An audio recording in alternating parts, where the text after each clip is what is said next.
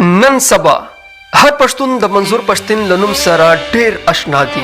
په هر کلی او کور کې منظور پښتين د میړانې او انقلاب سمبول ګرځیدلی او د منظور پښتين د نوم په اورېدو یې په ذهن کې د یو پښتون انقلابي رهبر انځور جوړ شي او بس اوسنوي حالاتو ته په کتو اړینه ده چې د ښاغلي پښتين ژوندانه ته یوه کتنه وشي.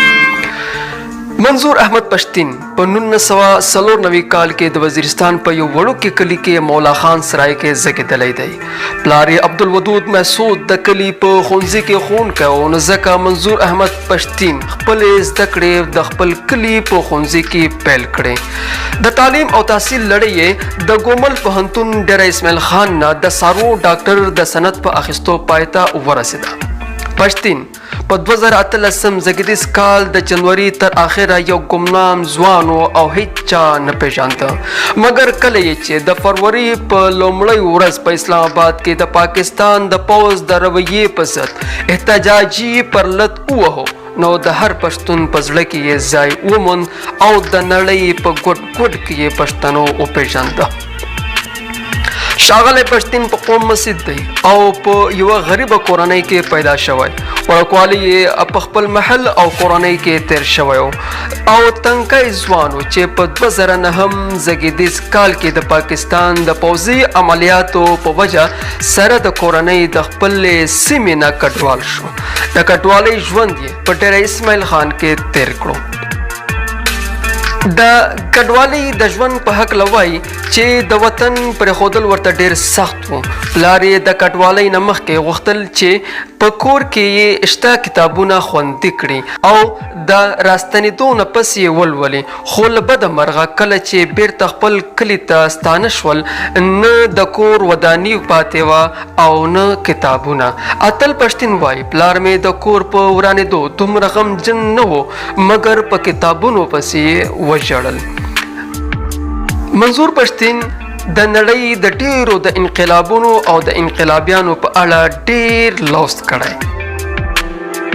که څه هم منظور پښتين په مادیاتو غني نه دی، مګر هغه په خپل تش جیب په خپلو پښو د پښتنو کلو او بانډو ته ځي او خپل پیغام پښتنو ته رسوي.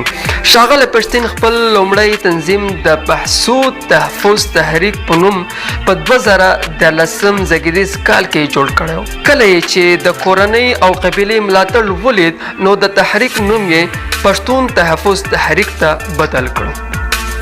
د اسلام آباد په پرلط کې منظور پښتين په خپل وینا کې دا ویلی و چې دوی د پاکستان قانون ښه مطالعه کړی او وروسته یې غوښتنې وړاندې کړي او داسې نه ده چې دوی په پټو سترګو راغلي او غوښتنې یې د قانون خلاف وي.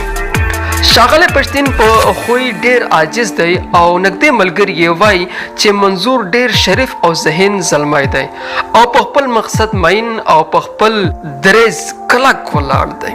د منظور پښتين سره خولۍ چې اوس یې هر څوک د منظور خولۍ په نامه پیژني، د یوه انقلابي سمبول په توګه نن سبا په پښتنو کې ځای موندلی دی. پښتون احساس چې را له خاورې نه کړې، پښتون احساس چې را له خاورې نه کړې، نور خو مې هر څه دي بایللي ګرانه، د ازادۍ د انقلاب ګلونه پښتين په ټنډه دي بایللي ګرانه. هیله کوم چې دا ویډیو به ستاسو ډېره خوښه شوې وي.